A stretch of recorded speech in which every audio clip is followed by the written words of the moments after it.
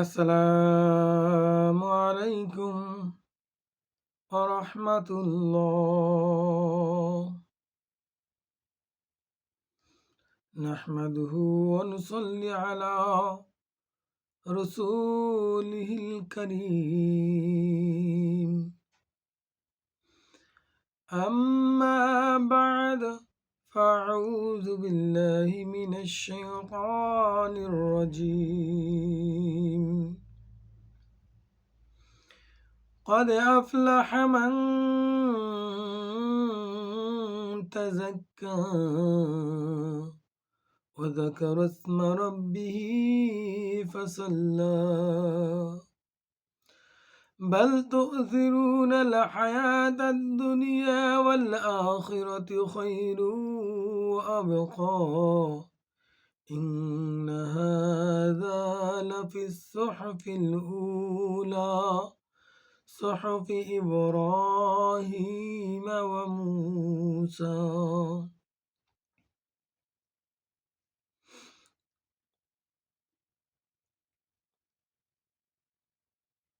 মহান আল্লাহ পাকের দরবারে অজস্র অগণিত শুকরিয়া যে মহান রব্বুল আলামিন আমাকে দয়া করে মায়া করে অত্যন্ত ভালোবেসে রহমত দিয়ে বরকত দিয়ে এই দুনিয়ার বুকে সর্বশ্রেষ্ঠ যে নিয়ামত রয়েছে এই নিয়ামতের শুকরিয়া আদায় করার জন্য আল্লাহ রাব্বুল আলামিন আমাকে তৌফিক দান করেছেন।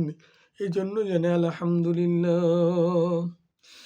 আল্লাহ তাআলা এই ফিতনা ফাসাদের জামানায় ঈমান রাখা বড় কঠিন হয়ে দাঁড়িয়েছে গো মাওলা। আয় আল্লাহ, ঈমানওয়ালা বান্দা হিসেবে কবুল করো গো মাওলা। দাজ্জালের ফিতনা থেকে আমাদের সকলকে হেফাজত করো গো মাওলা। আয় আল্লাহ, ইমাম মাহদী আলাইহিস সালামকে চিনার তৌফিক দান করিও মাওলা। যদি ওই পর্যন্ত হায়াত তুমি রেখে থাকো মাওলা।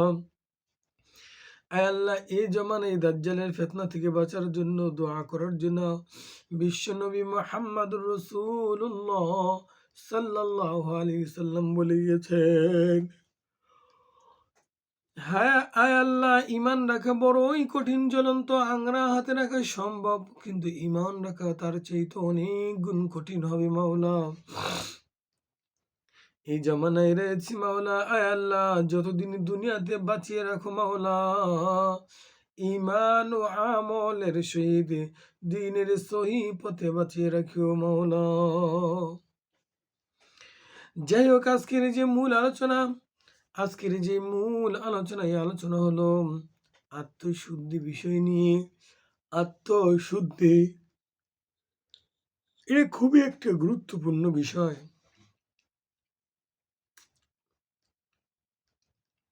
যে আত্মশুদ্ধি কেমন ধরনের গুরুত্বপূর্ণ যদি বলতে চাই, আত্মশুদ্ধি ছাড়া কোনো আমলই গ্রহণযোগ্য হবে না।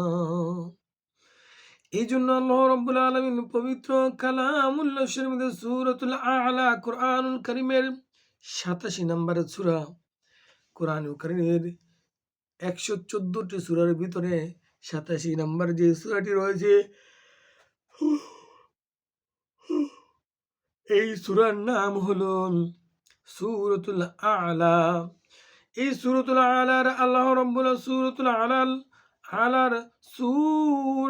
আ'লার এর ১৪ নম্বর এবং ১৫ নম্বর আয়াতে আল্লাহ রাব্বুল আলামিন বলে দিয়েছেন, ও আমার প্রাণের ভাইরা, কদ আফলাহা মান তাযাক্কা। আল্লাহ রাব্বুল আলামিন বলেন, তারাই তো সফল কাম হয়েছে। কদ আফলাহা মান তাযাক্কা, কদ আফলাহা মান তাযাক্কা, তারাই তো সফল কাম হয়েছে যে পবিত্রতা লাভ করেছে ও আপন রবের নাম স্মরণ করেছে। যারা পবিত্রতা লাভ করেছে এবং আপন প্রভুর এবং একমাত্র আল্লাহ রাব্বুল আলামিনের নাম স্মরণ করেছি। আল্লাহ রাব্বুল আলামিন পরের আয়াতে বলেন, ওয়াযাকারা ইসমা রাব্বিহি ফাসাল্লা। আল্লাহ রাব্বুল আলামিন দ্বিতীয় আয়াতে বলে দেন, তারপর তারা ওয়াযাকারা ইসমা রাব্বিহি ফাসাল্লা, অতঃপর তারপর নামাজ পড়েছে আর তারা একমাত্র আল্লাহ রাব্বুল আলামিনের কুদরতি পায়ে সেজদা করেছে। যারা পবিত্রতা লাভ করেছে এবং আপন রবকে স্মরণ রেখেছে এবং আপন রবের কুদরতি পায়ে সেজদা করেছে, তারাই তো হলো সফল কাম। কে বলেছেন? আল্লাহ রাব্বুল আলামিন বলেছেন। শুধু তাই নয় আমার ভাইরা, এ প্রসঙ্গে আল্লাহ রাব্বুল আলামিন কুরআনুল কারীমের সূরাতুল বাকারা, কুরআনুল কারীমের 2 নম্বর সূরা, কয় নাম্বার? কুরআনুল কারীমের 2 নম্বর সূরার 138 নম্বর আয়াতের ভিতরে আল্লাহ রাব্বুল আলামিন বলে দিয়েছেন, কি বলেছেন জানেন? হে রাসূল, আপনি জানিয়ে দেন তাদেরকে আল্লাহর রং ধারণ করা, তার রং থেকে আর কারো রং বেশি সুন্দর হতে পারে না। তার রং ধারণ করা। ও আমার পানের ভাইরা, আল্লাহ রাব্বুল আলামিনের রং ধারণ করা বলতে কি বোঝানো হয়েছে? এ বিষয়ে যদি তাফসীর করতে যাই তাহলে আলোচনা অনেক দীর্ঘায়িত হয়ে যাবে। ও আমার পানের ভাইরা, তাই আমি বলছি আল্লাহ তাআলা রং ধারণ করা বলতে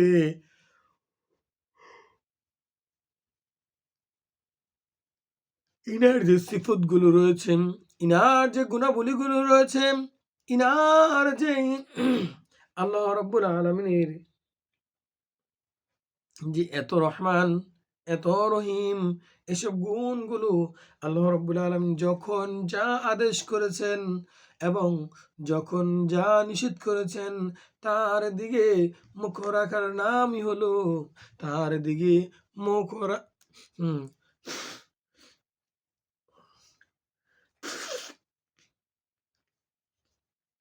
তার দিকে মুখ করে রাখার হলো আল্লাহ তাআলা রং ধারণ করা। এর আরো অনেক ব্যাখ্যা রয়েছে। এই ব্যাখ্যা করতে গেলে আলোচনা অনেক দীর্ঘায়িত হয়ে যাবে আমার পানির ভাইরা, তাই আমি ওদিকে যাচ্ছি না।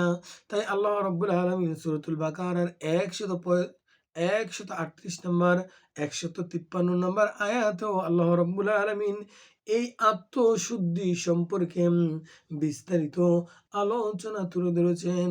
শুধু তাই নয়, আল্লাহ রাব্বুল আলামিন সূরাতুল আলী ইমরান এর 103 নম্বর 164 নম্বর আয়াতেও আল্লাহ রাব্বুল আলামিন এই আত্মশুদ্ধি আমাদের কিভাবে করতে হবে, আত্মশুদ্ধির জন্য আল্লাহ রাব্বুল আলামিন কি কি আদেশ করে গেছেন, এই বিষয় নিয়ে বিস্তারিত তুলে ধরেছেন। শুধু তাই না, আল্লাহ রাব্বুল আলামিন সূরাতুল আনফাল এর 2 নম্বর আয়াতে আল্লাহ রাব্বুল আলামিন এই আত্মশুদ্ধি আমাদের কিভাবে করতে হবে, আত্মশুদ্ধি ছাড়া কোনো ইবাদত গ্রহণযোগ্য হবে না, এই বিষয় নিয়ে কিন্তু আল্লাহ রাব্বুল আলামিন কুরআনুল কারীমে তুলে ধরেছেন। শুধু তাই না, সূরাতুত তওবার 103 নম্বর আয়াতে, সূরাতুল হাশরের 1 নম্বর আয়াতে, সূরাতুল জুমার 2 নম্বর আয়াতে, সূরাতুল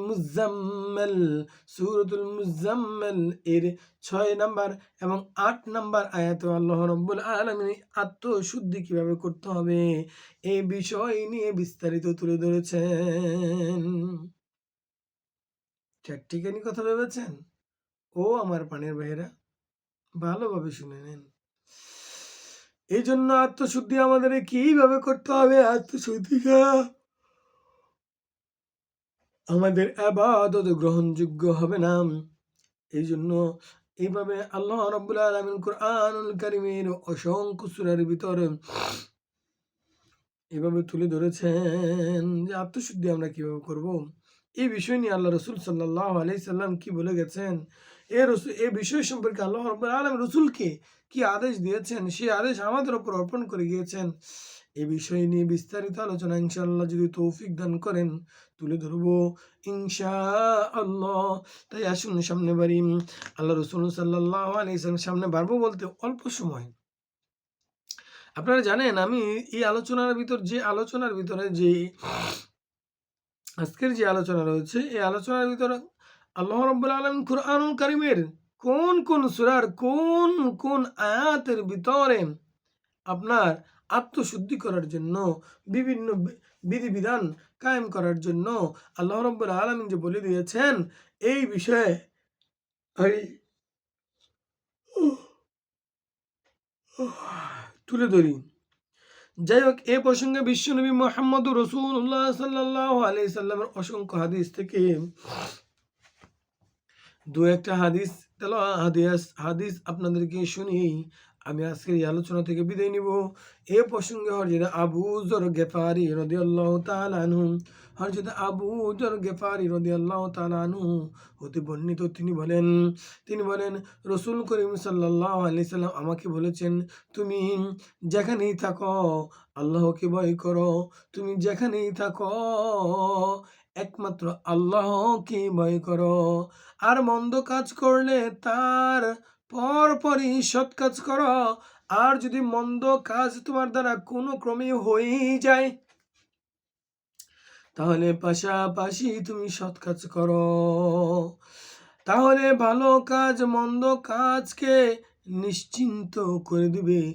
আর মানুষের সাথে সদ্ব্যবহার করো। এটা তিরমিজি শরীফের হাদিস। এটা হলো তিরমিজি শরীফের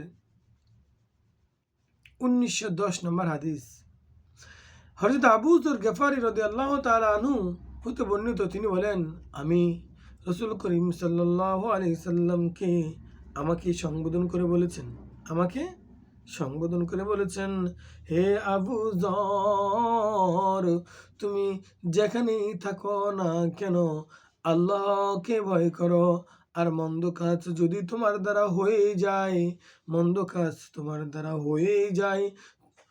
যায়, ভুলক্রমে হয়ে যায়, তাহলে সাথে সাথে তুমি আল্লাহর তওবা করো এবং সাথে তুমি নেক কাজ করে নাও। কেননা ভালো কাজ মন্দ কাজকে নিশ্চিন্ত করে দিবে, ভালো কাজ মন্দ কাজকে ডেকে দিবে। এজন্য তুমি যখনই একটা গুনাহ করতে না চাইলেও যদি গুনাহ হয়ে যায়, তাহলে তুমি সাথে একটা নেক কাজ করে নাও। ও আমার প্রাণের ভাইয়েরা, এই প্রসঙ্গে বিশ্বনবী মুহাম্মদুর রাসূলুল্লাহ সাল্লাল্লাহু আলাইহি সাল্লামের অসংখ্য হাদিস থেকে আর একটা ছোট্ট হাদিস বলবো। তারপর আজকের এই আলোচনা থেকে বিদায় নিব। বিদায় নেওয়ার আগে বিশেষভাবে একটা কথা বলবো। আমরা যারা আজকের এই আলোচনাগুলো শুনলাম, যে আপনার সন্তানের, আপনার নাতিনের, আপনার উমুকের, আপনার তুমুকের, আপনার বন্ধু যে ইমাম সাহেব রয়েছেন, আমরা যারা আজকে এই আলোচনাগুলো শুনতেছি, তাদেরও কিন্তু জানার বিষয় রয়েছে যে কুরআনুল কারীমের কোন আয়াতের ভিতরে আল্লাহ রাব্বুল আলামিন জিহাদ সম্পর্কে ঘোষণা করেছেন, জিনা সম্পর্কে ঘোষণা করেছেন, ব্যভিচার সম্পর্কে ঘোষণা করেছেন, জামাতে সালাত আদায় করার জন্য বলেছেন। শুধু তাই নয়, এরকম অসংখ্য বিধিবিধান আল্লাহ রাব্বুল আলামিন কুরআনুল কারীমের কোন সূরার কোন আয়াতের ভিতর তুলে ধরেছেন জানার প্রয়োজন আছে না নাই? আছে। সেজন্য আমি বলবো, আপনি তো এই আলোচনা শুনলেন, আপনার বন্ধু বান্ধব, নিজের সন্তান, তাদেরকেও এই শিক্ষা দিয়ে দিন। তারা এই এতগুলো আয়াত একত্রে সংরক্ষণ করতে গেলে অনেক সময়ের প্রয়োজন হয়ে যাবে। সেজন্য আমাদের হায়াত খুব ছোট, আমরা অল্প সময় বাঁচি। সেজন্য অল্প সময়ের জিন্দেগি আমাদেরকে আল্লাহ রাব্বুল আলামিন দিয়েছেন। এই আখির নবীর উম্মতকে কিন্তু এই অল্প সময়ের অনেক বেশি পাওয়ার। যাই হোক, এদিকে যাচ্ছি না। এই জন্য বলবো, নিজে যখন জানবেন এটা অন্যের কাছে পৌঁছে দিবেন, এটা আপনাদের উপরে দায়িত্ব রইল। আর যদি মনে করেন যে এই আলোচনা, এই ধরনের আলোচনা আপনার উপকার বয়ে আনে, তাহলে আপনাদের কি করতে হয় আপনারা খুব ভালো করেই জানেন, করে নিবেন। মন চাইলে করবেন, মন না চাইলে না করবেন, তাতে আসে যায় না। তবে করলে আপনারই সবচেয়ে বেশি মঙ্গল হবে। আসুন আমরা জেনে নেই আবু হুজুর গাফারির একটা হাদিস আমরা শুনলাম এ পর্যন্ত। এবার আসুন একটা সবচেয়ে বেশি যিনি হাদিস লিপিবদ্ধ করে গেছেন, সবচেয়ে বেশি কতটি হাদিস ইনি লিপিবদ্ধ করেছেন আমি অধ্যয়ন করেছিলাম, কিন্তু এই মুহূর্তে স্মরণে আসতেছে না। যাই হোক, সবচেয়ে বেশি হাদিস যিনি লিপিবদ্ধ করেছেন হযরত আবু হুরায়রা। আবু হুরায়রা রাদিয়াল্লাহু তাআলা আনহু হতে বর্ণিত, তিনি বলেন রাসূল করিম সাল্লাল্লাহু আলাইহি সাল্লাম ইরশাদ করেছেন, কি বলেছেন জানেন? অশুভনীয় অনর্থক কাজ পরিহার করা মানুষের ইসলামের সৌন্দর্যের অন্তর্ভুক্ত। কি বুঝলেন? অসৌন্দর্য কাজ, অলোভনীয় কাজ, অনর্থক কাজ থেকে যদি পরিহার করা যায়, মানুষের ইসলামের সৌন্দর্যের অন্তর্ভুক্ত। অর্থাৎ আমাদেরকে অলোভনীয় অনর্থক কাজ, অনর্থক কথাবার্তা বলা, বেহুদা কথাবার্তা বলা, এই থেকে আমাদেরকে পরিহার করার জন্য হযরত আবু যর গাফারি রাদিয়াল্লাহু তাআলা আনহু হাদিসটি যেটি রয়েছেন, যেটা রাসূল করিম সাল্লাল্লাহু আলাইহি সাল্লাম ইরশাদ করেছেন, আমাদেরকে অনর্থক কাজকর্ম থেকে পরিহার করতে হবে এবং ইসলামের সৌন্দর্যের অন্তর্ভুক্ত আমাদেরকে হতে হবে। তিরমিজি শরীফের হাদিস। এজন্য আমার প্রাণের ভাইরাম, আল্লাহ রাব্বুল আলামিন আজকের যে আলোচনা করলাম যে আত্মশুদ্ধি নিয়ে যদি কোনো গুনাহ হয়ে যায় কি করব, এ প্রসঙ্গে আল্লাহ রাব্বুল আলামিন সূরাতুল আলার ভিতরে, সূরাতুল বাকারার ভিতরে, সূরাতুল আলী ইমরানের ভিতরে, সূরাতুল তাওবার ভিতরে, সূরাতুল হাশরের ভিতরে, সূরাতুল জুমআর ভিতরে, সূরাতুল মুজাম্মিল, ইয়া আইয়ুহাল মুজাম্মিল কুম الليل إلا قليلا نصفه أو انقص منه قليلا, এই সূরার ভিতরে আল্লাহ রাব্বুল